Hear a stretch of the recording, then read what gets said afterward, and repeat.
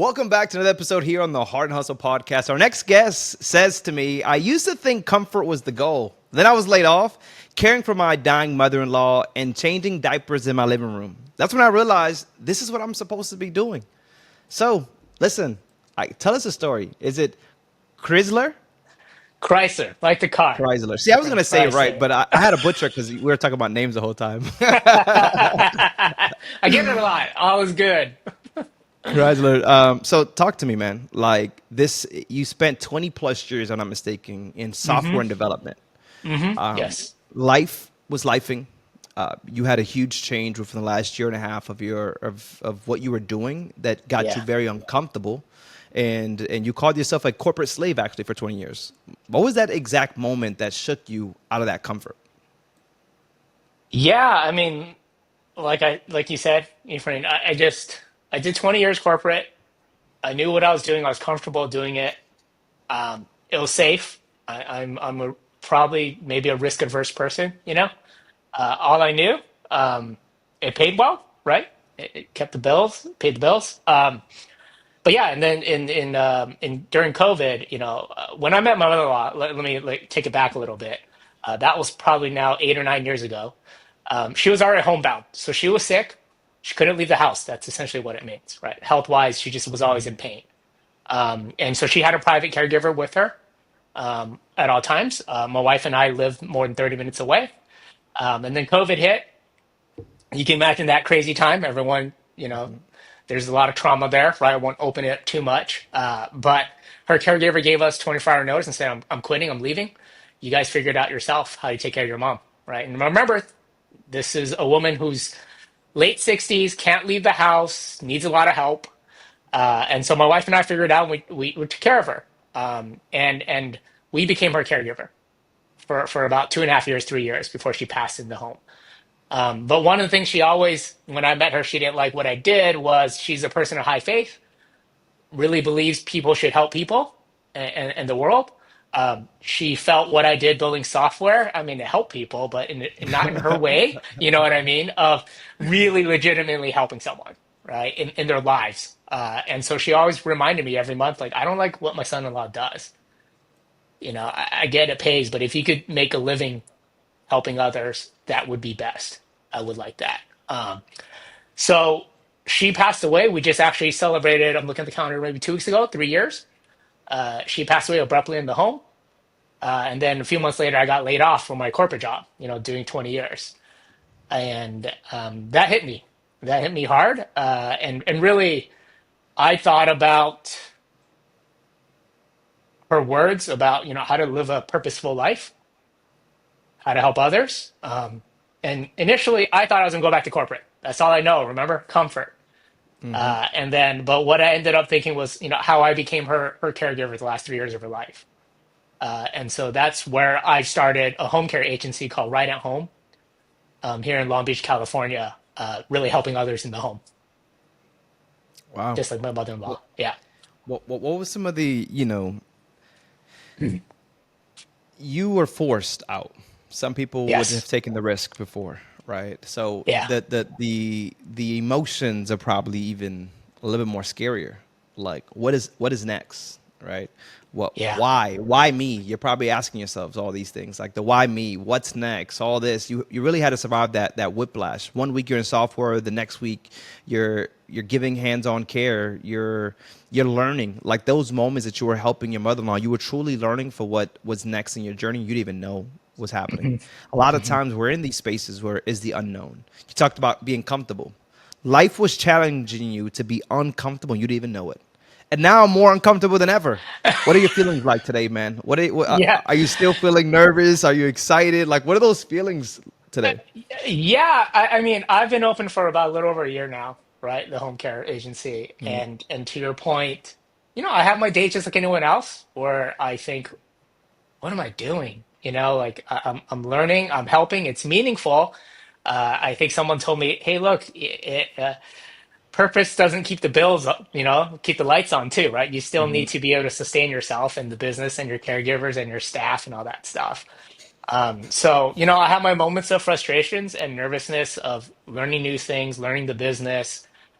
Learning the healthcare system. Remember, I was in corporate. This is completely different. Yeah. Very local business, right? Like very, hey, 15 square miles. This is kind of my area, right, that I operate in.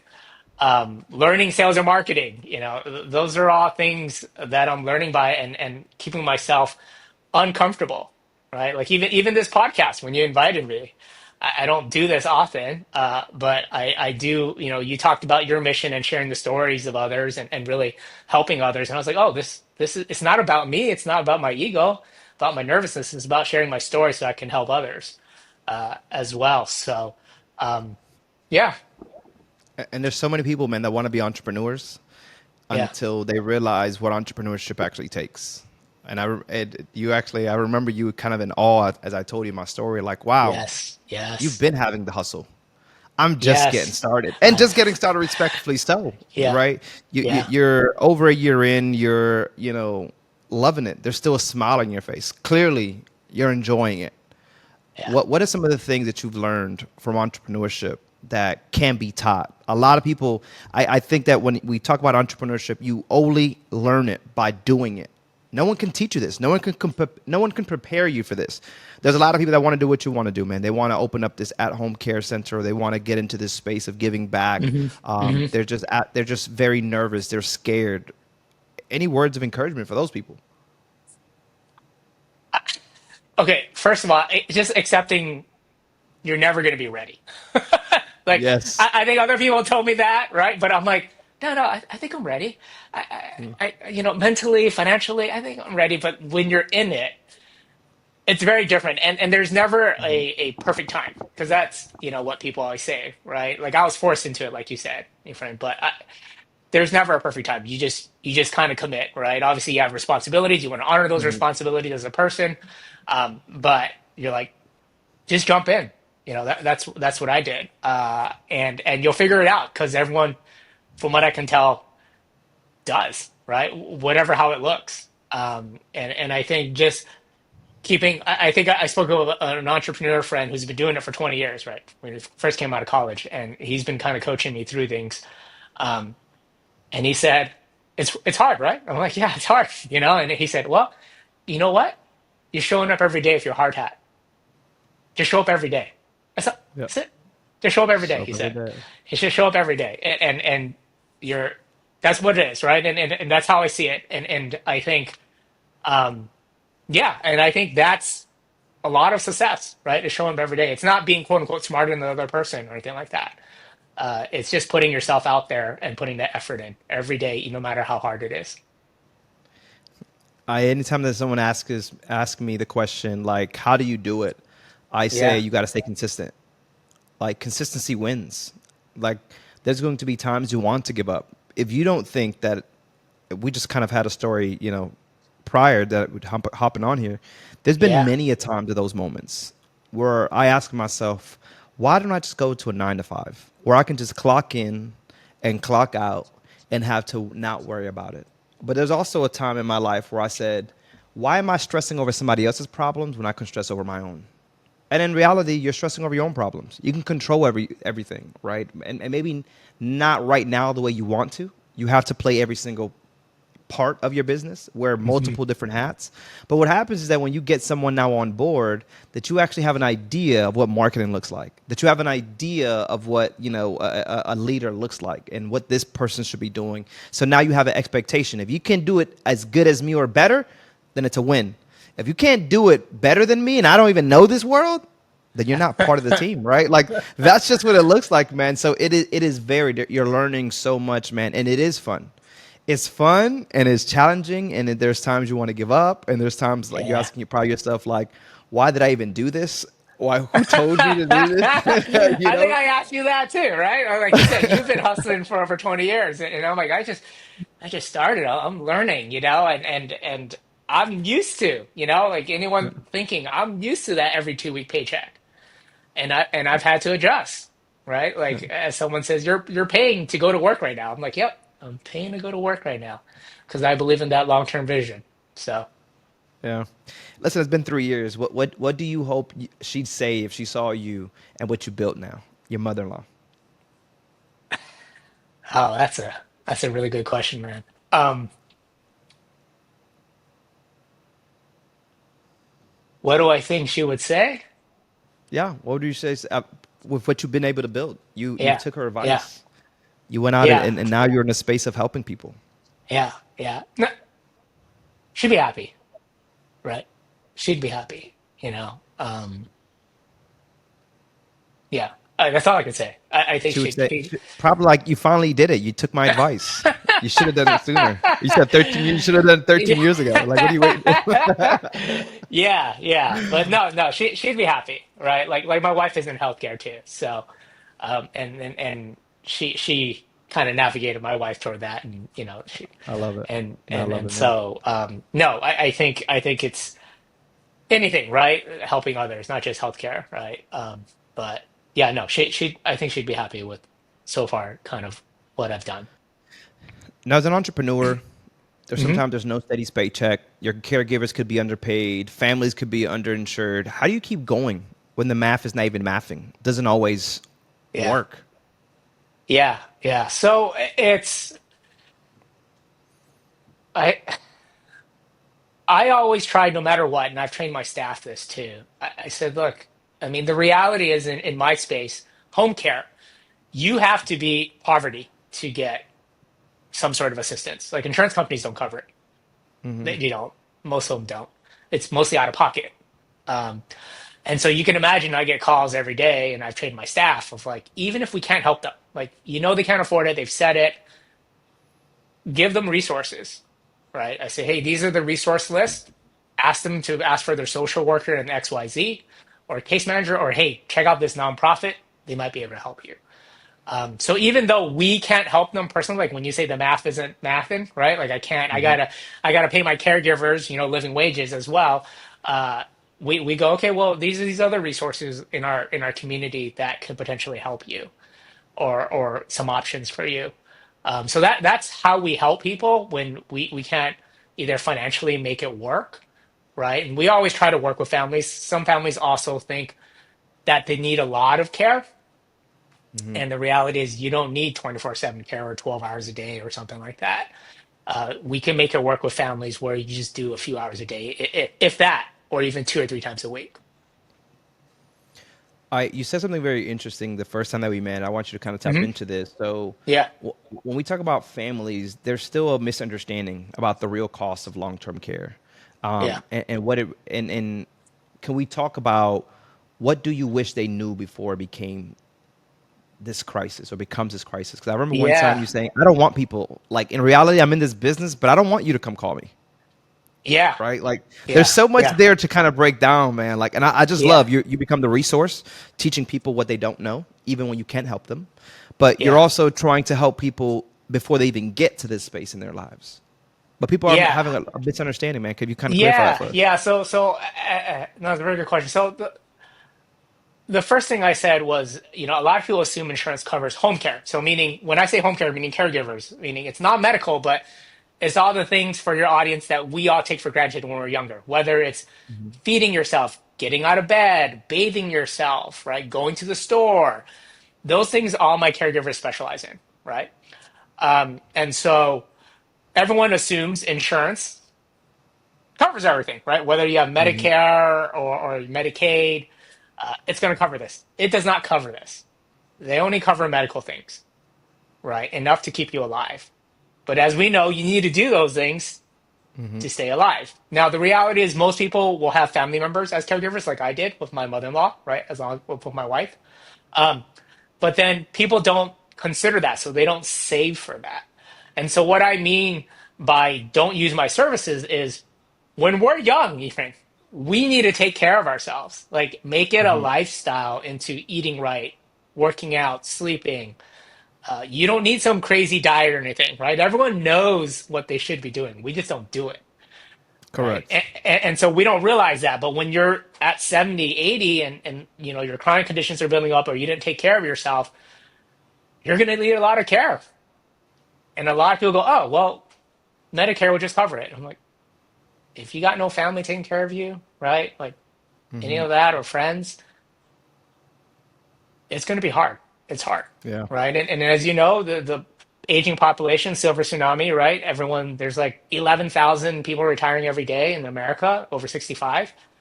we're living longer, and the reality is it's going to be, to me at least, less and less resources, at least financially, right? Yeah. To cover it. So what can you do? What's in your control? Yourself, your lifestyle. Hey, real quick, if you're enjoying the podcast, we first want to say thank you. And we also just want to give you a little insight of what we're up to at Francis. Some don't even realize that we're working with organizations to help them use AI to create that real human communication experiences, whether that's actually supporting your families, those patients, or the entire community. We're actually creating tech that connects. Check it out, francis.ai. Yeah, man. Health is the best wealth, as your mother in law would say, right? Yeah, yeah, yeah. So she always said it's not a real problem unless it's your health, right? Because no matter how much money you have, you can't fix it. Yeah. Yeah. I even though you're in this space of getting uncomfortable, you continue to get uncomfortable because you even went on as far as going on YouTube.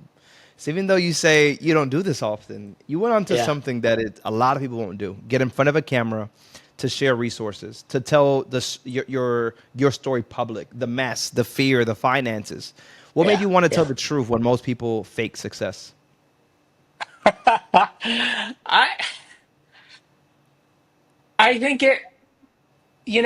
as much as I help people, it's also challenging me, if that makes sense, Hmm. friend. Like Yeah. going on this podcast, even talking to you, or having my YouTube channel, or posting on social media.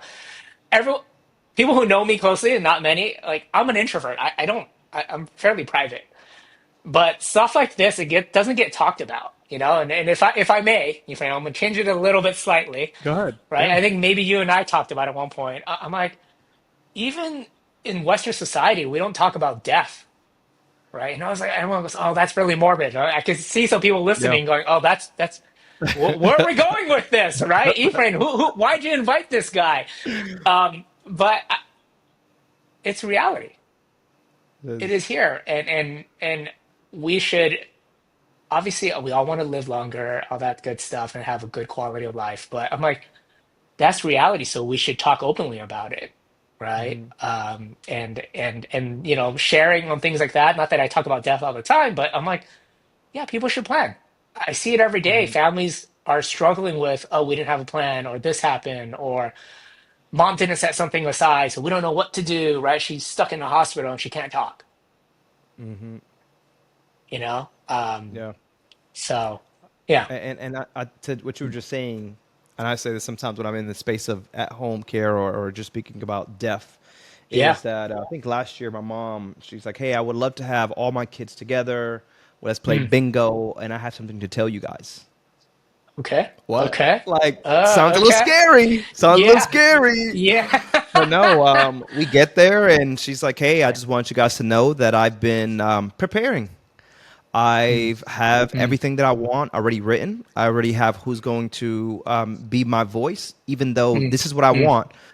Like you mentioned, if I can't talk, who's going to make sure this is what I want? I Yeah. don't want you guys to Yeah. fight over it, to think about it. I already have Yes. everything written for you guys. All I need Yeah. you guys is to make sure this plan goes exactly how I planned it, so that no one is worrying about who should take care of me. No one's worrying about what did she want. And it was very Yeah. scary. But then I do see why that matters, because I've also seen the opposite side where people now get into their mom and dad's passing away. Now everyone's talking about money. Now everyone's talking about who's going to do this. Now everyone's Yeah. talking about that. Yeah. Now Yep. the family starts to break up because the plan was never in place. So my Yeah. mom has done her best. There's seven of us to make sure that we Okay. all understand the plans. That when she, the day that she decides or God decides to take her away, from us, that Hmm. the plan's already there. We didn't have to worry about it and stress just a little bit less now because she thought about the future. So I hear you, man. It's a very scary conversation as It's a young as scary, her child. right? I didn't want to hear it, Yeah. but I You don't hear want to I hear it, get it. right? I Like get it. you're like, I don't, and you have a tear like, mom, you're gonna live for a long time, right? Let's not talk about it. And I'm the same way. I think it's a human, this person you love, right? It's your Yeah. mom. So of course. But Hmm. it's out of love, right? What your Yeah. mom's doing is out of love, right? It's like it's because I love all my kids, and so I don't want anyone Yeah. worried about it, right? And you don't need a ton of money. That's the other thing. Some people go, Hmm. "Oh, I need a ton of money to plan." I'm like, it's not about that. right? It's about Yeah. having a plan written down and everyone aligns to it. And because yeah, I see a lot of families will argue, kids who Yep. argue, right? Different religions, whatever it is, right? Money, and it just tears people up. And you're like, I don't think that's what your mother envisioned. Correct. Yeah, Correct. yeah, I love this, man. I love that we're having this conversation that people normally don't have. And it's funny yeah. that you say that you're introvert. I like to say that I'm an introvert as well, believe it or not. No. My wife looks at me like, no, there's no way. It's one of those things that I got to feel comfortable. All right. If I feel Yeah, comfortable, and of course, yeah. the line of work, I am the person that has to make people feel comfortable. So, but even that is Yeah. hard. If you don't think I get on this podcast every day with a little bit of excitement and nervousness, I do. Even though I've Mm. done over 100 of these, Oh, I'm still yeah. excited. I'm still nervous about it. Why? Because I love what I do. But sometimes it is hard to talk to someone and because you don't know what it's going to look like. Are they going to talk back to you? Can they hold the conversation? Mm, Right. mm, So when I go mm. to places, I could either be the life of the party or I'm the guy in the corner trying to be like, please don't talk to me. And once you get me talking, then and it's like you, man. Once you get talking, Yeah, it's a sure, vibe. sure. It's a vibe. Yeah, yeah, yeah. And you know energy because another thing that you mentioned is that you've hired around energy, not just Hmm. skill, which is Hmm. so crucial, man. Because especially as you're growing, the energy has to just match. You have to feel at peace. You have to feel like they're a asset to you and not just a hindrance, right? Yeah, What does that yeah. look like in practice though, when lives are literally on the line? Yeah, I mean, and I, I'm not gonna, I could get legally in trouble, right? Well, you're hiring based on energy. What does that mean, right? I'm not saying that, but I just, it's like surrounding yourself, right? They're not even talking about employers. Think about your friend group, people you surround yourself with, or professionals. Do they upskill you? Do they challenge you, but they also make you feel good, right? Do they give you confidence, or are they putting you down, right? Or are Yeah. they any of that? That's what I mean by energy, right? You can't train for that, but you can pick for that. Hmm. Are they making me better? Whether it's a caregiver challenge me on something or my staff, right? Or I'll give a really quick example, a quick story. I had a buddy I've known him since high school. We're not super close, but I've known him enough, and I was actually talking about the business maybe I don't know 6 7 months ago, going through my struggles, just venting a little bit, and it took me back. I haven't talked to him too much since. He kind of went, first words out of his mouth wasn't encouragement or challenging me to do something. He said, "Well, when are you going to quit?" And I was like, "Bro, like what? You get what I mean?" Yep. Right? Like he's like, "When are you going to quit?" He asked again, and I was like, "What?" Yeah, I'm complaining a little bit. I fully admit that. That's not healthy if you do that too much. But and I was like, "Do I know you? Do I want to surround myself with someone who just goes, 'Oh yeah, just throw in the towel. Just do that.'" Yeah. And so that's what I mean by energy, right? Like I don't spend my Yep. too much time with him anymore. I don't talk to him about the business anymore because I'm like I don't need that. It Yeah, is very important and important in a place where you're building your foundation. And what you're doing right now is building a foundation that will scale beyond you, right? That will yeah, live beyond you. And I think in a space like this where you're so early on, that is the most important thing you can do. Is one is don't mm, tell everything that you're going through, right? Or at yeah, least don't tell it to certain people. Because yeah, myself in this, taking this leap of faith 2 years back and kind of to yeah. what you're Tell doing me, today yeah, is I had to s- speak to friends less, friends that I used to speak to probably on a weekly, maybe every other day. mm, mm, And because they would say things like, "Oh, how's your small community doing?" "Oh, well, this is happening. So what are you going to do now?" Like it was always like just almost belittling me in a yeah, place where my mental was already struggling. I yeah, needed to be poured yeah, into, not taken away from. And so there's a lot of things that I had to, the music I was listening to, saying mm, things out. Like when people don't tell all your business, they yeah, say it because so many people could also pray on the opposite of what you're praying for, right? So mm, there's certain things that you just don't say, or be yeah, mindful of who you say it to. There was only a few people that knew I was doing wrestling because you know what? no one needed to know. Because you know what Yeah. I was hearing as I Yeah. was doing this? But wrestling's fake. Like, what do you mean you're doing it in your garage? Like, what do you, what? Like, you're 35 years old. You're a grown man. Yeah. But I just mentioned to you all these dreams that I've had as a young kid that came to life because I stayed consistent, because Yeah. I didn't let the naysayers tell me any differently. I call those same friends now that told me that, and I laugh at them and say, "Remember when you told me wrestling was fake? Remember when you told me that what the hell am I doing because X, Y, Z? Yeah. Look what it brought me to." And those same people are still comfortable in the same old cycle, right? That rat race, Yeah. you know. Yeah. So you, man, you breaking that curse. You've definitely, you got uncomfortable. You're staying uncomfortable more than anything. So Yeah. listen, I love, we're talking some good stuff here, man. I love that you hire on energy. And when we talk about energy, is that as a leader, we got to make sure that we hire people that, as you mentioned, challenge you, but are smarter than us. We can't be the smartest in the room, No. then we're not No. growing, you know. Yeah. So yeah, Yeah. I'm looking for people that are more educated than me. I'm looking for people that have more hustle than me, that know more marketing than me. Not because I want to learn from you, but that's what life is about as a leader. You are now in a leadership role, and you want people to do the things that they love. And I think that's what's also, you're kind of in that space, where people hire people that you love. You don't want a yes man. So I Yeah. respectfully understand when you say energy, you're not just sitting here looking at, race. You're not looking at sexuality. You're looking at, can they fit the need that my company needs at the moment?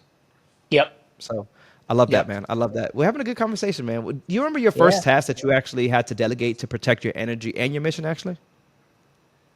Ooh, first task. Um,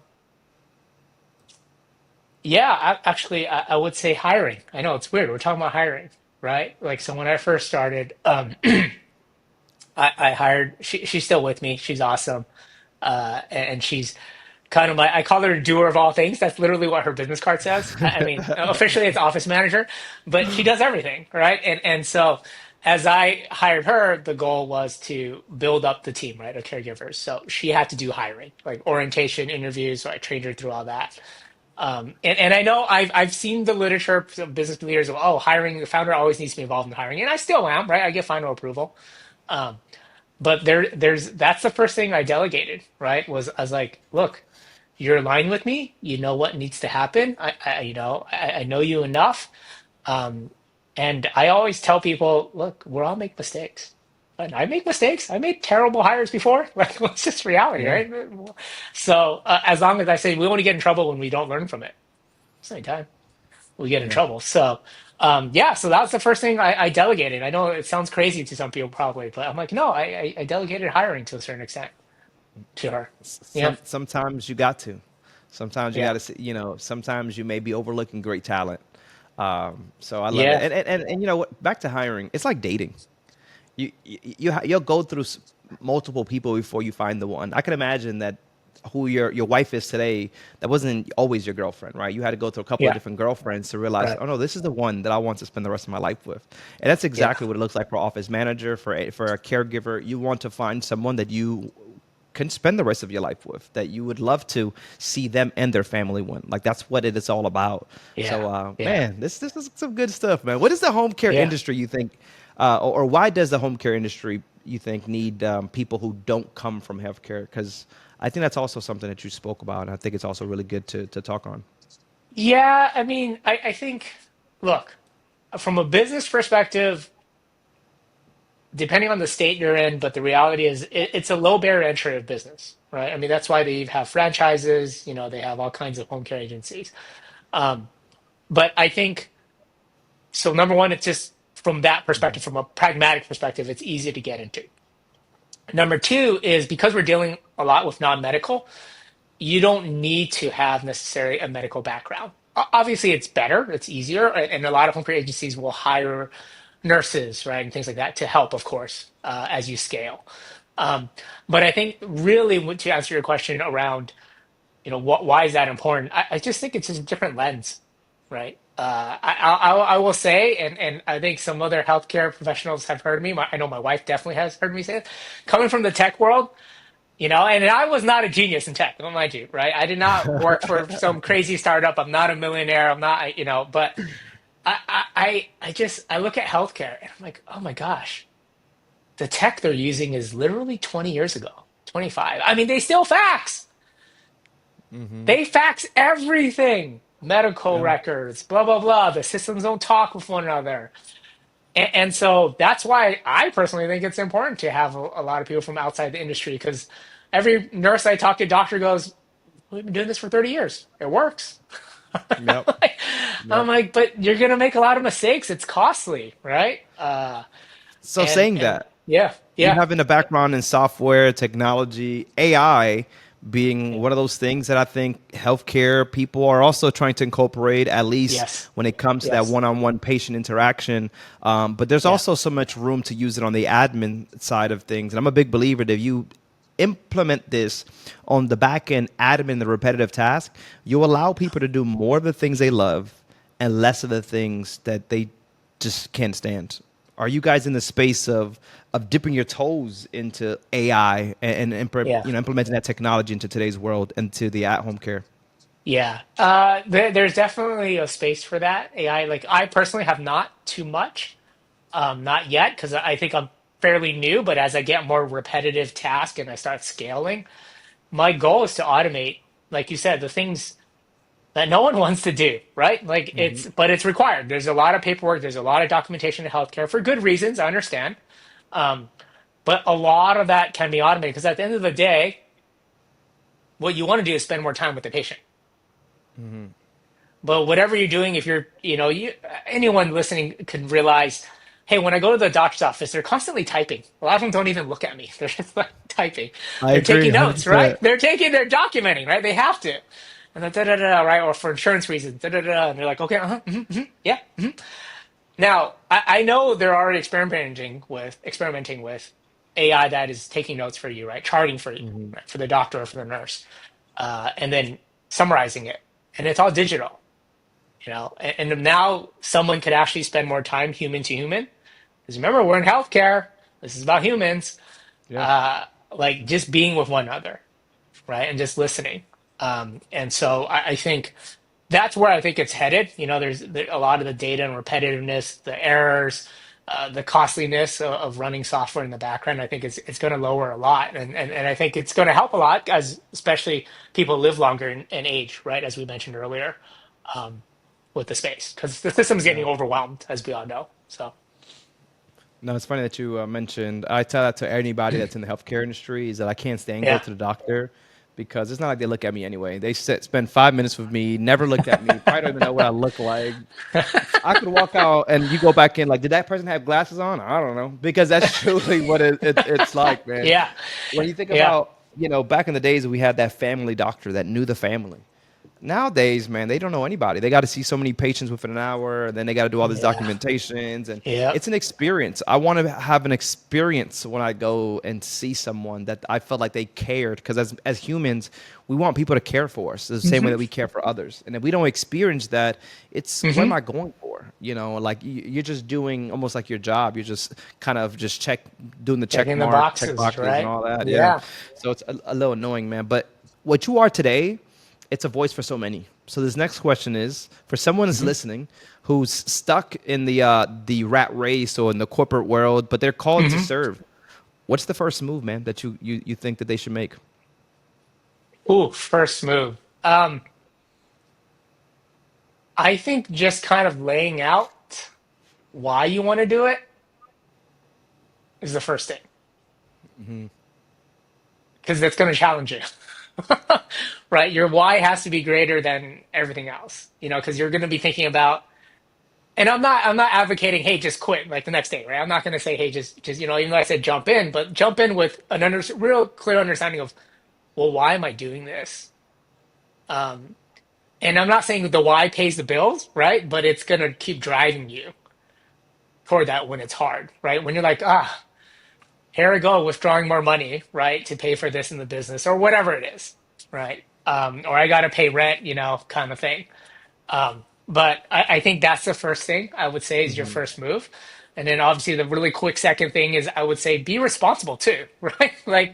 Like understand, hey, this is my responsibilities as a person as well, right? Whether it's your family or you got a mortgage or you got kids to take care of, obviously be responsible. But I also know those responsibilities will tend to walk you back into not jumping in, right? So you kind of have to understand that, right? And if you have a spouse or a partner, um, that is key too, right? Like my wife's been amazing in supporting me. She's not stressed. I'm the one that's stressed, right? So, Oh but that's man. amazing, because as you know, Ethan, right? Like your wife is super Yeah. supportive. Mhm. Is you need that when in times when when you come home, you're like, it was a rough day today. Yeah. Yeah. Yeah, No, I shout out to all those significant others really that allow their significant other to chase a dream, and sometimes yeah, put their own careers on the back burner, right? yeah. And your wife is doing it for you. My wife definitely has done it for me. I mean, Mhm. I've tried multiple businesses, man. I've from a cafe owner to a furniture and appliance shop to a t-shirt printing to I like all remember these you things. telling me, yeah, yeah, It's I'm always thankful for her I'm not gonna lie to you, man. The reason that I knew she was the one, she's yeah. seen more in me than I was seeing for myself at the age of 21, 22 years old. Wow. You know, Yeah, she's seen yeah. who I had the potential to be if I lean more into faith, lean more into God, if I prayed a little bit more, if I Yeah. surrounded myself with better people, stop calling everybody a friend. Like when I think about Mm, that, that's mm, what that's it really allowed me to see past who I was, past all this trauma that I was encountering. And then when she found out the trauma and the baggage, because we all bring baggage into a relationship, yes. Yes. that she helped me go through it, man. And realize like, hey, it's gonna be okay. This is who you were. It's not who you are. Yeah. Right. So I love it. Shout out to all the That's ladies out there. Shout strong. out to all the Yeah, wives. Okay, yeah, wives, yeah, husbands, yeah. whoever's All the making the partners, sacrifices. everything. Yeah, no, no, definitely. Yeah, I love it, man. Would you do this all over again? If you were never, I'll take this back. If you yeah. were still in corporate world, do you think this would have happened? Do you think you would have took the leap of faith, or do you think God did this and you're just and put you in this world for you to figure it out? He's still with you, obviously, on this journey. Yeah. What is your thoughts on this, man? Would you be here today if it wasn't for that Yeah. layoff? Honestly, I don't think so. Yeah. Right? It was almost, as I said, when my mother-in-law abruptly passed, I got laid off to, immediately soon after, right? And so, no, I think I said I was a risk-averse person early on in the podcast. And Yeah. so I fully admit, it was a forcing function for me. You know what I What are you mean? But glad it happened the way that it did? yeah, yeah. I mean, there are hard times, right? Even right now, there are hard Yeah. times where but I just I look at everything else, and I look at the world, and I look at some of my friends, and we talk, and sometimes I'm more of a negative person. It might not come off that way, right? I know my wife tells me I'm more negative, even my staff sometimes, and I'm always a glass half empty, right? Type of person. Still working on that. That's an improvement area. But some people, I just celebrated 1 year, a little over 1 year being open, and it's sort of like, congratulations. And my immediate reaction sometimes is, for what? And a lot of people, they're like, you took the plunge. I'd be too scared. Or Yeah. I think about it all the time for the last how many years? I just never did it, The right? what if? Or, yeah, what if, right? Or some people go, you know what? A lot of businesses don't even last past a year. And I was like, I don't Yeah. realize that. I just don't. People are like, no, seriously. People will throw in the towel a lot earlier than you think. And I was like, okay, So let's yeah, talk about it. You started this with an yeah, idea, right? yeah, yeah, Just you, your wife, yeah, maybe a group of friends. How yeah. many caregivers do you have today? How many patients and Uh, caregivers? about 30 caregivers and about almost 15 patients. Yeah. Come on, man. 30 caregivers that started with just an idea. Like you now have, and it's a lot because that means you have 30 families that also need to be fed, plus your Yeah, own. It's a lot. yeah, Plus all the patients, right? So there is a yeah, lot. But you're yeah, literally, as everyone mentioned, you're only a year in. There's so yeah, much growth in a year. What happens in another year? A year yeah. ago, okay, let me tell you, a year ago, I was still trying to figure out what was my lane. I knew what I loved. I left the airline industry and I Uh-huh. was betting on myself and I had all these ideas. and I Yeah. knew I wanted to do mobile podcasting, all that. And I would, I'm in the coaching space, so trying to find clients there. But then it Hmm. also came Hmm. towards the same last year, towards the end of the year, end of 2024, where I went to my wife, and I think I mentioned this to you, where I said, I don't have any money. Like, it was a hard conversation to have to my wife with my wife, and I remember saying to her like, "Hey, should I just get a job?" And her saying to me, "God didn't bring you this far to quit." And then a year later, here I am Yeah. talking to you. Here I am. I wrote a journal. Here I am talking to like what it looks Tons like. of people. Yeah. What does it look like here? Today. Look forward, man. Never look back. Continue to move forward when times get tough. And it is easy to just go negative because we're humans.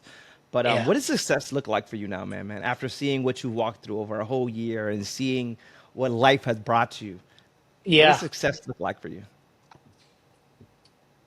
Is this success? Yeah. So I think of it two ways. I'll start with the personal side. On the personal side, I have a young daughter. I think I mentioned to you, Fran, and young family. And I want to be present for her.